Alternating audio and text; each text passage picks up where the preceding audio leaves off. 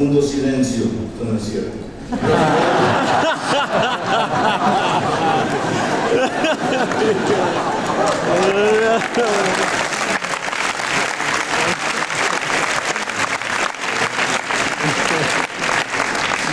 Rafael pone un disco de Bill Haley y sus cometas, See You Later Alligator, se emprende jubiloso el sing-along After War Crocodile. Su actitud es plenamente moderna y con esto arruga su bienvenida jubilosa de las fusiones de lo tradicional y de lo útil y valioso de lo más reciente, si bien llevadas, nada tan regocijante como las mezclas. 1965. Carlos Fuentes publica en La Cultura en México, suplemento de siempre, su intervención en la serie de los narradores ante el público y le añade una fotonovela con textos suyos donde un grupo de escritores baila y lanza frases de frívolo tremendismo. Ahí se desempeñan lo que es un valeroso intento de rock: Gabriel García Márquez, José Donoso, Fuentes, Rita Macedo, Elena Garro, Arturo Ripstein, el actor Enrique Rocha, el todavía no embajador John Gavin, los textos de los globitos de Fuentes y las fotos de Héctor García irritan poderosamente a un sector.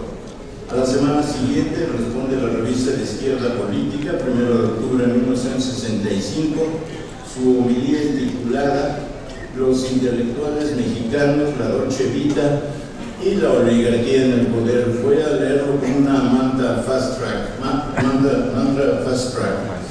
Concomitantemente a los atropellos de la oligarquía gubernamental, se amplía el círculo de los intelectuales que, diciéndose progresistas, expresan por las vías del escapismo de la falsa universalidad del cosmopolitismo ramplón y no su político de la oligarquía burocrática. Espejo de esta, dan esos intelectuales una imagen divertida de la burguesía, la que critican por su falso nacionalismo tricolor. Homeópatas de la intelectualidad dicen destruir a la burguesía y a los gustos burgueses, esperando hasta la última gota de la cursilería de las fiestas y frivolidades burguesas, y no contentos con ello trasladan a sus pláticas, a sus engendros novelísticos, pictóricos o ensayísticos ese peculiar sentido agogó del que se en las reuniones y aún en las conferencias, que para empatar dictan ante el delirante regocijo de sus claques de incondicionales seguidores, conscientemente refugiados en un arte abstracto y evasivo, bandera de confusión y equívocos. Esa destacada capa intelectual identifica el patrioterismo oficial y la demagogia con los auténticos problemas del pueblo mexicano. Completan de tal modo con su afán esnoble universalismo fincado en oscuros sentimientos de inferioridad, frustración y servil-imitación, una de las ramas de las tenazas oficiales de propaganda y publicidad que mantienen al pueblo en la confusión, inmerso en el quietismo y la inconformidad. Lo que defienden es el libertinaje en los niveles más bajos de la conducta personal y pública. Lo que defienden es la servil condición palaciega y proimperialista, que no logran ocultar en sus charlas, que no pueden esconder en las líneas caóticas de sus lienzos o en las cargas al carbón de Joyce y Kafka. Falsos paladines de la libertad creadora confunden esta con la producción pueblerina de copias del extranjero. Su cosmopolitismo no va más allá de los salones en los que, entre pasos epilépticos de surf, entablan torneos de ingenio. Su bandera de colores y texturas, amontonados al azar, es tan dañina como la demagógica patriotera. Pocas veces he visto tan divertido a Fuentes como con este artículo. En especial me deleita lo de pasos epilépticos de surf. Es la mejor descripción de nuestras coreografías. 1969. Fuentes regresa a México. Con María Luisa Mendoza La China y Sergio Pitol y Luis Prieto Reyes, miembros de su generación estudiantil, va a la Plaza de las Tres Culturas. Ahí, entre los relatos de La China y Luis Prieto, testigos presenciales del 2 de octubre, Carlos, sin poder evitarlo, se quebranta de modo visible y se pregunta obsesivamente: ¿por qué? Luego, Es muy ácida su reflexión sobre el 2 de octubre sobre Díaz Ordaz en el capítulo que le dedica El Tiempo Mexicano, un modelo de la invectiva clásica, este retrato. 1970. Ensayamos 2 o 3 veces en casa de Carlos y Rita Macedo. Será una lectura en atril de la obra teatral de Fuentes, Todos los gatos son pardos, que va de la conquista a la matanza de Tlatelolco. Dirige a dúo Rita con su gran experiencia actoral y Sergio Jiménez, excelente intérprete. Advierto, imposible no hacerlo, la leve desesperanza de la actriz y del actor ante nuestra calidad interpretativa. El elenco, además de Rita y Sergio, Fernando Benítez, que va a encarnar a todos los conquistadores, José Luis Cuevas, Sergio Busic, Fuentes y el autor de estas evocaciones. La lectura tiene lugar en el Teatro de la Universidad de la Avenida Chapultepec. La sala desborda estudiantes que atienden la lectura como un hecho cultural y político. Fuentes es el narrador que también tiene a cargo las indicaciones del montaje. El silencio es conmovedor, sobre todo en el episodio de la matanza. Al terminar, funde una sensación, o eso creo percibir. Lo que han visto es una representación de lo que entonces todavía no se dice en voz alta. Más tarde, Rita Macedo me felicita porque nunca intenté la actuación. Viste muy sabio, me dice. 1970. Viajamos Fuentes, José Luis Cuevas, el pintor naif Jaime Saldívar y yo a Durango a la filmación del western Macho Canahan, con Gene Siever, David Jansen, E.J. Koch y Pedro Armendariz Jr.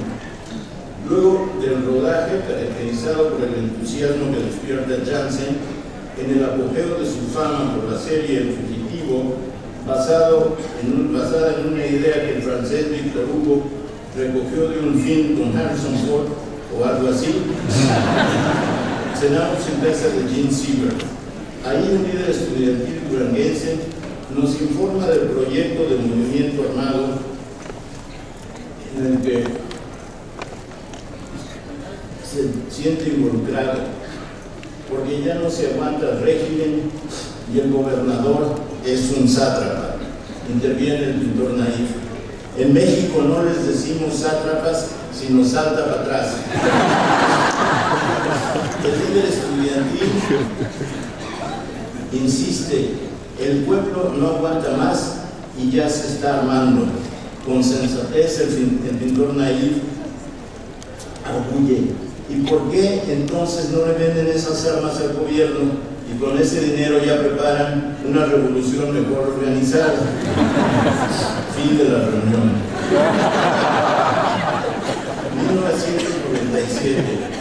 El presidente José López Portillo nombra embajador en España al colérico y contradiplomático Gustavo Díaz Ordaz.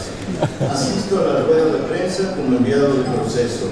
Un joven sentado junto a mí le pregunta agresivamente al expresidente por el 2 de octubre en la Plaza de las Tres Culturas. Díaz Ordaz, enfurecido, seguro de que le han montado una celada, luego me atribuye la intervención del estudiante, la emprende contra Octavio Paz y Carlos Fuentes. En la tarde, informado por Fernando Benítez de mi calidad de testigo de la pataleta, Carlos me habla desde la Embajada de México en París. Le refiero el descontrol y la franca histeria de Díaz Ordaz. Al oír los denuestos que le ha dedicado, solo comenta riéndose. Con eso se vive. Al final de la conversación me dice, pues te felicito, tuviste la suerte de presenciar el derrumbe psíquico de un verdugo. 1979, en la casa de Luis Buñuel, José Luis Cuevas y yo vimos a Carlos evocar festivamente El Conde de Montecristo, la versión mexicana de Chano Urueta, con un reparto de Arca de Noé. Ahí estaban casi todos los extras, los característicos y también algunas de las estrellas comandadas por Arturo de Córdoba. Un Edmundo dantés al que solo le falta el micrófono de la XCW para redondear la imagen del castillo de If. Luis Buñuel oye con atención alborozada, se ríe, dice sin que yo me lo explique que Arturo de Córdoba es el Gastón Modó mexicano, Modó un actor de Buñuel y de Jean Renoir, y prolonga su risa. De pronto nos preguntan, oigan, ¿por qué no hacen un argumento con los que quedan de la edad de oro del cine mexicano? Prometemos volver en una semana. A lo largo de 3 versiones en casa de Buñuel y luego de 2 que se rechazan, se decide el título, El secreto de las gelatinas. Y la trama es más o menos la siguiente. En Uruapan, una anciana enérgica, la que rejuvenece en sus propios gritos, doña Sara García, no tiene dinero para sostener su asilo de niños abandonados y deberá cerrar en breve y dispersar a las criaturas. Le consulta a sus fieles sobrinas y ayudantes, Marga López y Anita Muñoz Chechi. Le pide el estado de cuentas a su desamparado jefe de finanzas, Fernando Soto Mantequilla. La ficción se acrecienta cuando Marga López interviene. ¿Te acuerdas, tía, de la receta de las gelatinas que nos encantaba, al grado de que no te dejábamos en paz hasta que no la preparabas? Doña Sara's esfuerzos de memoria. Un flashback sitúa la acción en 1908, cuando en una visita a Uruapan, Porfirio Díaz prueba las gelatinas y con cualquier pretexto se queda a vivir 3 semanas en el pueblo, que lo obligan a cumplir con la entrevista con el periodista norteamericano James Greenman. Buñuel se alboroza. Fernando Soler será el dictador cuajado de medallas. Y la pregunta surge, ¿y quién interpretará al alcalde? ¿Ya murió Miguel Inclán? La tercera versión, que ahora reproduzco malamente, de las otras 2 hay copias en el archivo de Gabriel Figueroa. El final es, como advertimos con gran prudencia, homérico. Doña Sara extrae del ropero la receta y monta una pequeña industria que pronto tiene sucursales en México y en América Latina. Moraleja, el asilo se salva y Uruapan se enriquece. Como sucede en la vida real, doña Sara se enferma de gravedad. Las sobrinas se alarman. ¿Y la receta? ¿Dónde está la receta? ¿Por qué no la encontramos? ¿Por qué nunca nos la quiso confiar? Alquilan a 2 actores que se disfrazan de sacerdotes para arrancarle a la anciana la fórmula mágica en secreto de confesión. En la alcoba sombría, los falsos curas, Miguel Ángel Ferriz y Miguel Manzano, interrogan con algo de rudeza a doña Sara García, y en eso llega el sacerdote del pueblo, Andrés Soler, que al ver los rostros de codicia de los impostores se alarma y le dice a la moribunda que nada más le dé la fórmula a él. Doña Sara, al borde de la muerte, les pide a los eclesiásticos que se acerquen y en ese momento corte a un letrero: no se pierda la continuación de esta apasionante agonía. Buñuel se ríe, pide otras escenas. Fuentes interpreta a don Porfirio o a Fernando Soler, Cuevas hace de Pedro Armendáriz. Luego el proyecto se archiva o Buñuel no consigue productores inteligentes. Fuentes viaja sin cesar, publica novelas, ensayos, artículos. A partir de la década de 1980 lo veo poco y nuestros encuentros, si no se detienen en la indagación insalvable, la salud de los amigos y las amigas, se sumergen en las evocaciones fílmicas, las que robustecen mi convicción. A 2 o 3 generaciones de escritores, el cine les agregó el caudal de imágenes en las cuales su literatura habría sido algo muy distinto. De ahí sigue Fuentes, la figura excepcional que, acudo a uno de sus apotegmas, se desayuna a sus críticos, mientras se entera de la política internacional y nacional, lee la narrativa de los jóvenes, da conferencias, critica a fondo la política de George Bush, mientras probablemente se hace algunas preguntas, entre ellas, ¿quién es la más genuina estatua de la decadencia? ¿Hank Quinlan, Orson Welles en Touch of Evil del propio Welles, o Norma Desmond, Gloria Swanson en Sunset Boulevard de Billy Wilder? Yo sé la respuesta, supongo que ustedes también. Muchas gracias.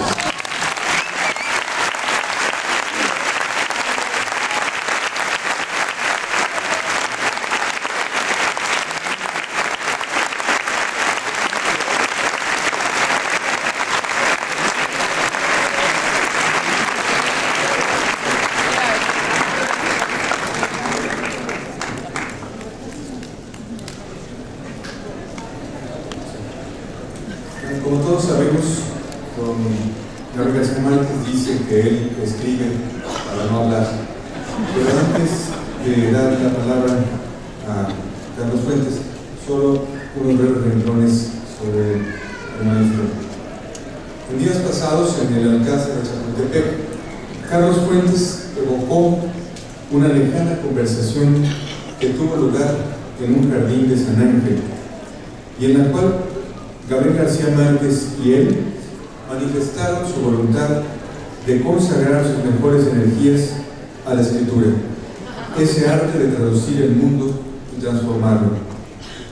Para fortuna de sus lectores, ambos se han mantenido leales a ese juramento y ambos han expandido tanto las posibilidades del idioma como las potencias de la imaginación y la realidad. Todo escritor, por el hecho de serlo, es digno de admiración. Algunos se convierten en amigos imprescindibles, a los cuales es imposible no amar. Tal es el caso de Gabriel García Márquez.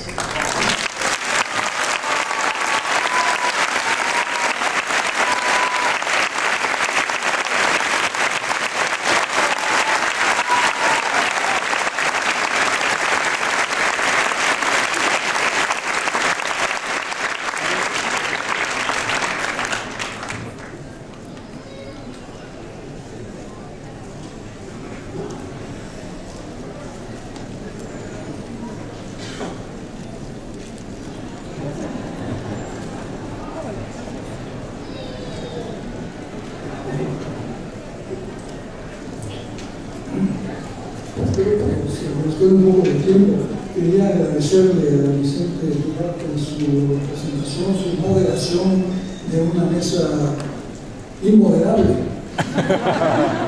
Me recuerdan sus palabras algo que dijo Byron sobre la amistad.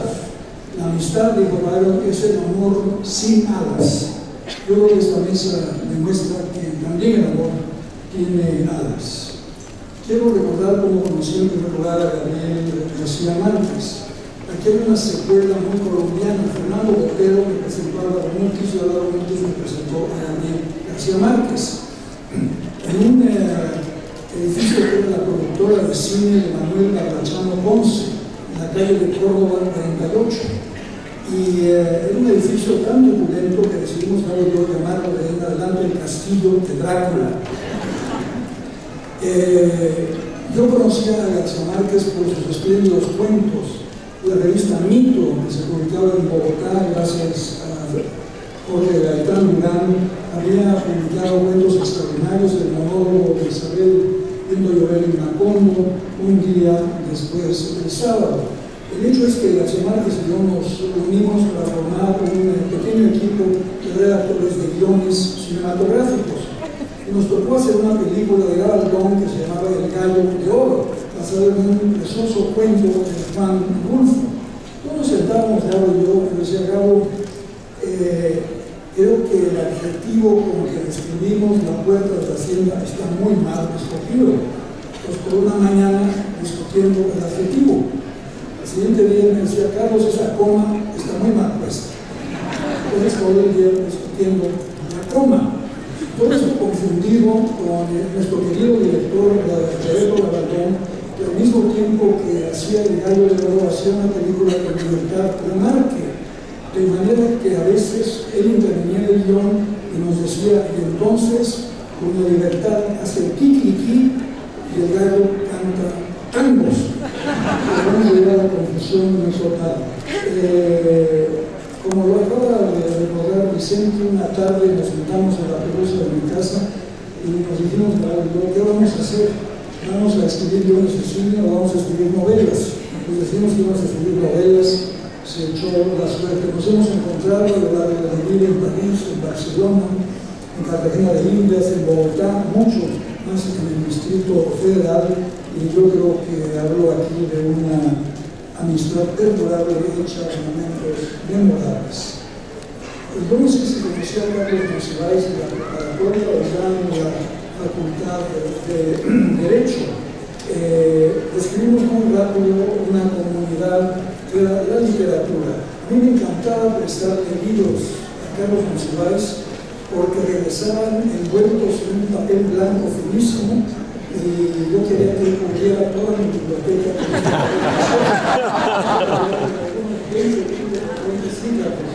Y luego tenemos la pasión del cine.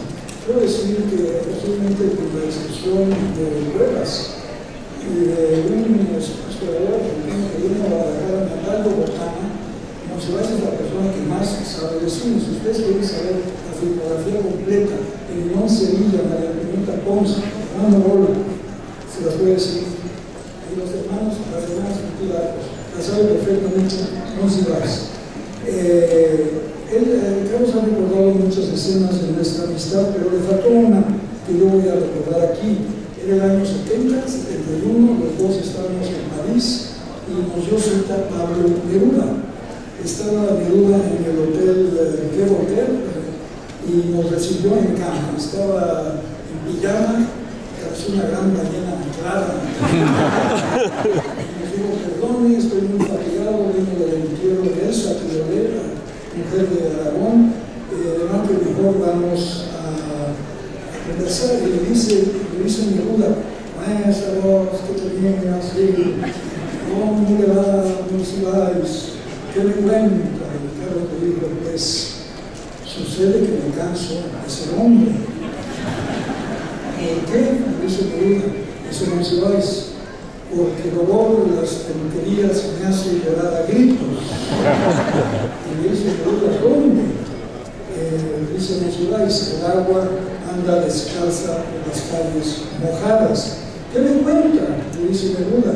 Y Monsiváis contesta, tengo historias que contar a la orilla del crepúsculo. Ya en el colmo del asombro le dice Neruda, pues entonces escriba sus memorias, Monsiváis. Y él contesta, sí, puedo escribir los versos más tristes.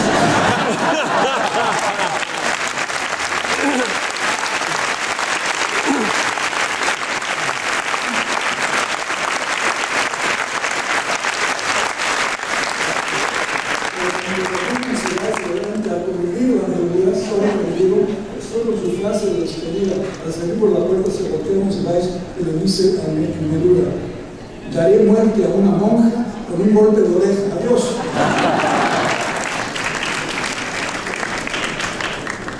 Sergio Ramírez ha evocado cuando nos conocimos, yo desconocía cuando nos conocimos con tanta precisión.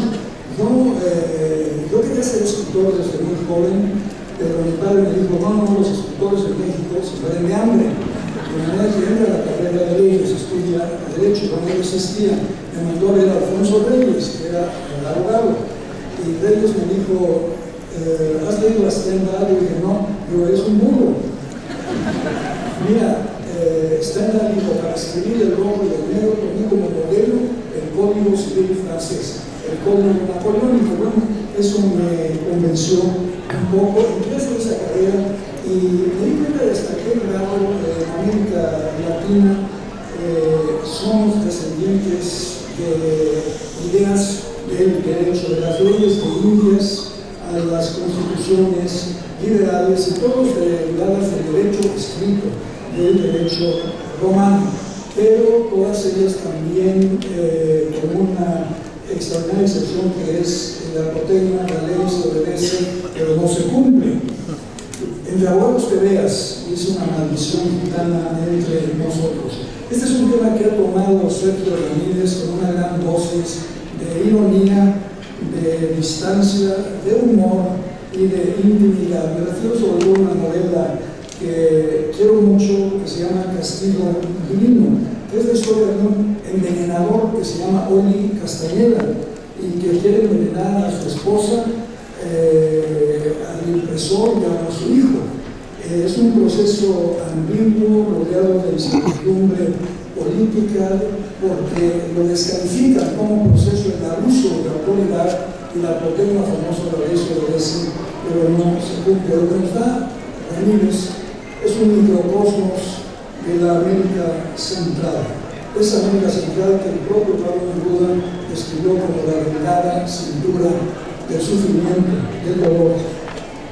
Sergio Ramírez es una obesa barriga de la cursilería y de la injusticia, mediante un extraordinario combate de lenguajes. Finalmente quiero referirme a Stephen Baldwin, nuestro visitante británico, que es un mantenedor de la literatura mexicana y latinoamericana en el Reino Unido. Mantener quiere decir sostener, amparar, perseverar, y el mantenedor es el que defiende algo. Voy a ser un gran defensor de nuestra lengua, de nuestra literatura. Además es un gran compañero de viaje. Con él he recorrido buena parte de la Gran Bretaña y otra parte no que nos olvida, desde palacios ancestrales hasta la tumba de las hermanas Bronte. Pero siempre regalamos en su college de Cambridge, el Emmanuel College, que es una pequeña catedral de la literatura latinoamericana, elegida y mantenida por Stephen Baldwin, que fue el mismo nació, está casado con Isabel, vaquera Hinojosa, que es una mujer que nos salva en Cambridge de la injusticia de la comida inglesa. Muchas gracias.